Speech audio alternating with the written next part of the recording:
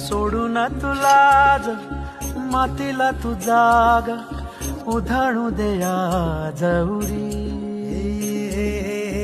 उजाडू दे आज साकड हे माग होऊ दे पहाट नवी.